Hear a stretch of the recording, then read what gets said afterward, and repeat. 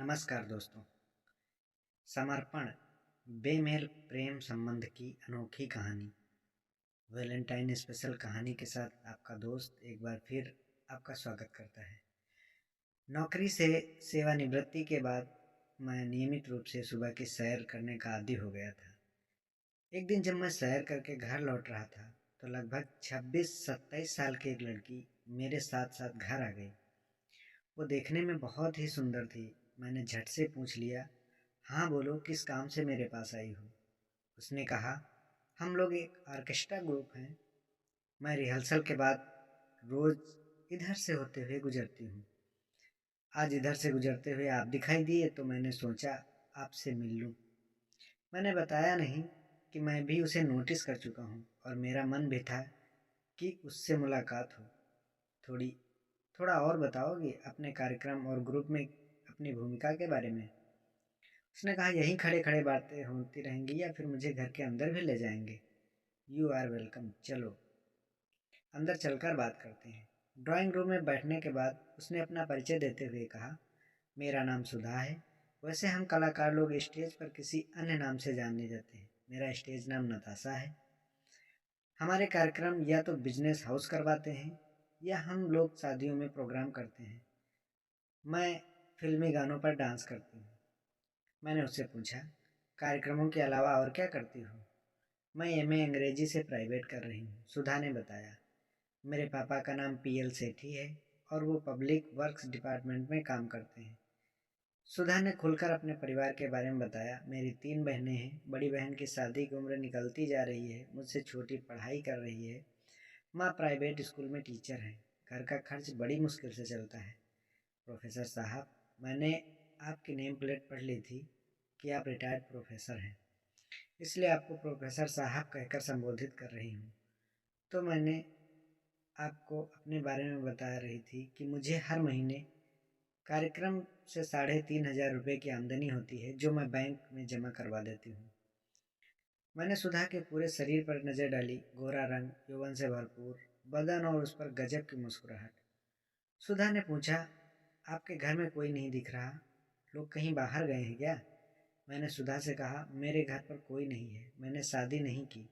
मेरा एक भाई और एक बहन है। दोनों अपने परिवार के साथ इसी शहर में रहते हैं। वैसे सुधा, मैं शाम को इंग्लिश विषय की एमए की छात्राओं को ट्यूशन पढ़ाता हूँ। तुम आना चाहो तो ट्यूशन के लिए आ सकती हो। सुधा ने हामी भर दी और बोली, मैं शीघ्र ही आपके पास ट्यूशन के लिए आ जाया करूँगी। आप समय बता दीजिए। सुधा के निमंत्रण पर मैंने एक दिन उसका कार्यक्रम भी देखा। निमंत्रण पत्र देते हुए उसने कहा, प्रोफेसर साहब, आपसे निवेदन है कि मेरे पापा भी कार्यक्रम को देखने आएंगे। आप अपना परिचय मत दीजिएगा। मैं सबके सामने आ जाऊं तो ये जाहिर मत कीजिएगा कि आप मुझे जानते हैं। कुछ कारण है जिसकी वजह से फ़िलहाल ये जान पहचान गुप्त रखना चाहती हूँ। ट्यूशन पर आने से पहले सुधा ने पूछा, सर कोचिंग के लिए कितनी फ़ीस लगेगी? मैंने कहा, तुम्हारी कोई फ़ीस नहीं। तुम जब भी घर आना किचन में चाय बनाकर पिला देना। हम दोनों साथ साथ चाय पीने का आनंद लेने लगे तो समझो फीस चुकता हो गई। सर चाय तो मुझे भी पसंद है, सुधा बोली। और एक बात पूछ सकती हूँ सर, आपने शादी क्यों नहीं की? इस प्रश्न के लिए मैं तैयार नहीं था, किंतु अब तक हम एक दूसरे के इतने निकट आ चुके थे कि बड़े ही सहज भाव से मैंने उससे कहा, पहले तो माता पिता की जिम्मेदारी मुझ पर थी, फिर उनके देहांत के बाद ये सब हो नहीं पाया। माता पिता के जीवन काल में ही एक लड़की मुझे पसंद थी, लेकिन वो हमें अच्छी लगी, लेकिन पिताजी को, माता पिता को अच्छी नहीं लगी। बस इसके बाद से शादी का विचार छोड़ दिया। सुधा अक्सर सुबह रिहर्सल के बाद सीधे मेरे घर आती और ट्यूशन के समय मैं उसे 5:30 बजे का अकेले पढ़ाने के लिए दे दिया। उसका मेरे घर आना इतना अधिक हो गया कि मोहल्ले वाले भी रुचि दिखाने लगे। कब वो मेरे घर आती है, कितनी देर रुकती है, चर्चा का विषय बन गया। जब उनके पूछने पर मेरे आचरण में कोई प्रतिक्रिया नहीं दिखाई दी तो वो खुद ब खुद ठंडे पड़ गए। हाँ, इस चर्चा का इतना असर जरूर पड़ा कि जो छात्राएं 4-5 बजे शाम को ग्रुप में आती थी, वह एक एक कर ट्यूशन छोड़कर चली गई। इस बात की परवाह ना तो मैंने की और ना ही सुधा। मेरे भाई और बहन ने व्यंग भरे लहजों में एक बार बताया, किंतु उन्होंने ज़्यादा पूछताछ नहीं की। सुधा को साउथ इंडियन डिशेज ज़्यादा अच्छी लगती थी, अतः उसे साथ लेकर मैं रेस्तरां भी जाने लगा। वहाँ के वेटर हमें पहचानने लगे। एक दिन जब देर रात सुधा रेस्तरां पहुँची तो वेटर ने उससे कहा, मैडम आपके पापा का फ़ोन आया था, वो थोड़ी देर में आएंगे, आप बैठिए, मैं आपके लिए पानी और चाय लेकर आता हूँ। मैं जब रेस्तरां पहुँचा तो सुधा ने हंसते हुए बोला, प्रोफेसर साहब आज मज़ा आ गया। वेटर कह रहा था कि आपके पापा लेट आएंगे। यहाँ के वेटर्स मुझे आपकी बेटी समझते हैं।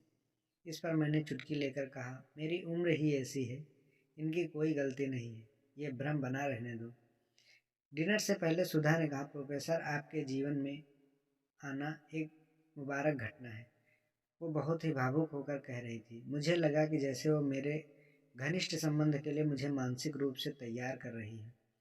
मैं अक्सर उसके डांस की तारीफ किया करता था और उसे ये बहुत अच्छा लगता था। एक दिन शाम को हम दोनों चाय पी रहे थे तो बड़े प्यार से उसकी पीठ पर हाथ सहलाते हुए मैंने कहा, सुधा तुम्हें तो पता ही है कि रिटायरमेंट होने पर मुझे काफ़ी अच्छी रकम मिली है। मैं ज़रूरतें मेरी कम पैसे में पूरी हो जाती हैं। मेरा एक योगदान मैं आपके परिवार को देना चाहता हूँ। 1000 रुपये मैं तुम्हें दूंगा, वो तुम अपने अकाउंट में जमा करवाते रहना। यह योजना सुधा को बेहद पसंद आई। उसकी आंखें खुशी से भर गईं। वो बोली, अब मैं पूरी तरह से आपको समर्पित हूँ। आप जो भी प्यार से देंगे उसे मैं अपना हक समझकर स्वीकार कर लूँगी। प्रोफेसर साहब, आपसे मिलने के बाद मेरी कई मुश्किलें हल होती नज़र दिख आ रही हैं। मैंने महसूस किया कि हम एक दूसरे के समीप तन मन से आ रहे हैं। हमारे जीवन में वे कुछ अनमोल क्षण होते हैं जिनके बारे में हमें जीवन भर ऊर्जा और जीने का मकसद मिलता है।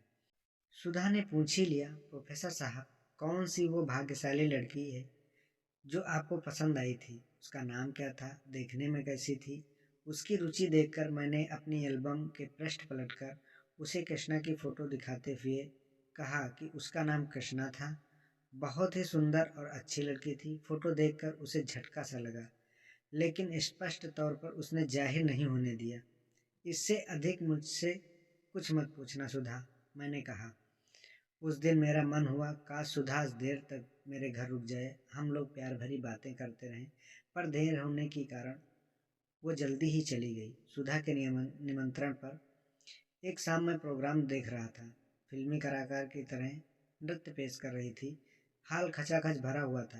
बीड़ी जलैले और कजरारे कजरारे जैसे मशहूर गानों पर सुधा अपने हर स्टेप पर दर्शकों की वाहवाही बटोर रही थी। तालियों की गड़गड़ाहट से बार बार हाल गूंज उठता था। प्रोग्राम के अंत में मेरे पास से गुजरते हुए सुधा ने मुझसे धीमे स्वर में कहा, प्रोफेसर साहब कैसा लगा मेरा डांस? मैंने धीमे स्वर में सराहना करते हुए कहा, तुम वाकई बहुत अच्छा डांस करती हो। दूसरे दिन सुधा शाम को 5 बजे मेरे घर आई। घर में प्रवेश करते ही बोली, प्रोफेसर साहब चाय बनाकर लाती हूँ, फिर ढेर सारी बातें करेंगे। उसने कहा, प्रोफेसर साहब आपने निशब्द फिल्म देखी है? मैंने कहा, हाँ, अच्छी भी लगी। सुधा मेरे इतने पास आकर बैठी थी कि मन हुआ उसे उसके नर्म गालों को स्पर्श करके उस पर हाथ से प्यार करूं। कृष्णा की याद ताजा हो उठी थी। उस दिन ट्यूशन का कोई काम नहीं हो पाया। बस नज़दीकियां बढ़ाकर हम दोनों एक दूसरे को प्यार करते रहे। जाते समय सुधा ने बड़े प्यार से मेरा हाथ अपने हाथ में लेकर कहा, निशब्द में अमिताभ बच्चन ने जिया से जितना जी जान से प्यार किया था, उम्र भर आप मुझे वैसा ही बेबाक प्यार कीजिए। अपने अभिमान को भी बनाए रखिए और मुझे प्यार करते रहिए। मेरा दिल कभी मत तोड़िएगा। सुधा के भीतर परिवर्तन हो चुका था। उसने उम्र की सीमा लांघ कर त्याग दी थी। मैंने उसे कस के बाहों में भर लिया। हम वास्तव में प्यार करते रहेंगे, बस एक यौन संपर्क को छोड़कर। एक पल ठहर कर सुधा बोली। फिर वो एक बात उसने बताई, जो फोटो आपने कृष्णा की दिखाई थी वो मेरी माँ है। मेरी माँ का नाम कृष्णा है। प्यार तो किया है मैंने जिंदगी भर और करती रहूंगी। यह जानकर मेरे पैरों तले जमीन खिसक गई। आश्चर्यचकित मैं सुधा के चेहरे की ओर देख रहा था। झील से गहरी आंखें मेरे लिए प्यार उमड़ रहा था। उसकी महानता देखकर उसका सर मेरी आंखों में और ऊंचा हो गया था। क्षण भर को मुझे लगा था शायद तकदीर ने सुधा के रूप में मेरा पहला प्यार मुझे लौटा दिया है। दूसरे ही क्षण मैं अपने विचार से मन में करके हंस दिया और कहा, कि अगर कृष्णा से विवाह हुआ होता तो सुधा जैसी एक सुंदर लड़की होती। सुधा ने कहा, मैं अपनी मम्मी को बता चुकी हूँ कि मैं शादी नहीं करूँगी, क्योंकि दहेज के लोभी लोग लड़कियों को तंग करके जला देते हैं या तलाक जैसे नर्क में ढकेल देते हैं। शादी के चक्कर में मैं नहीं पड़ूंगी। मैं अपनी मर्जी की मालिक हूँ। आप चाहोगे तो आपके पास आऊँगी, नहीं चाहोगे तो नहीं आऊँगी। यौन संबंध और विवाह की आवश्यकता से ऊपर उठ चुकी हूँ। आपके संरक्षण में मैं सुरक्षित रहूंगी। मेरा हाथ अपने हाथ में लेकर शेक हैंड करते हुए उसने कहा। मेरी आंखों में आंसू छलक उठे। मैं उसे जाते हुए देख रहा था। बोझिल मन लिए मैं निशब्द, लेकिन वो गई नहीं, वापस लौट आई। तुम क्या सोचते हो, मैं तुम्हें आंसुओं के साथ छोड़ जाऊंगी? तुम्हें आश्चर्य हो रहा होगा। आपसे तुम पर संबोधन पर आ गई हूँ। तुम में अपनापन लगता है। तुम रिटायर तो नहीं हो सकते। रिटायर काम से हुई हो, जिंदगी से नहीं। हम दोनों आज से नई जिंदगी शुरू करेंगे। कल सुबह सामान लेकर आपके पास आ रही हूँ। हंसते हुए उसने कहा। अब तो मुस्कुरा दो। अपना सामान लेकर आ रही हूँ। अच्छा, जाती हूँ वापस आने के लिए। दोस्तों, अगर कहानी अच्छी लगी हो तो चैनल को सब्सक्राइब करें और वीडियो को ज़्यादा से ज़्यादा शेयर करें। एक नई कहानी के साथ आपका दोस्त एक बार फिर आपके चैनल पे हाजिर होता है। तब तक के लिए नमस्कार।